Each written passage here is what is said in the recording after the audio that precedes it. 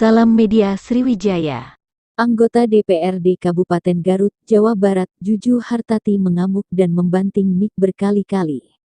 Bukan tanpa alasan, emosi tak terkendali ini dilakukan anggota fraksi PDIP ini lantaran ketua DPRD setempat dinilai tak aspiratif dan kurang menghargainya saat memberikan laporan.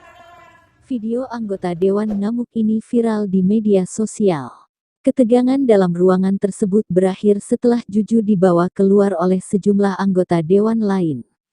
Dikutip dari keterangan di medsos, Juju Hartati yang juga tercatat sebagai anggota Komisi 2 DPRD Garut itu membenarkan bila dirinya telah mengamuk.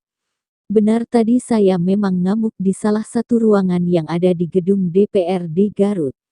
Saya kesal terhadap ketua dewan yang sama sekali tidak aspiratif dan tak menghargai orang lain, ujar Juju Hartati.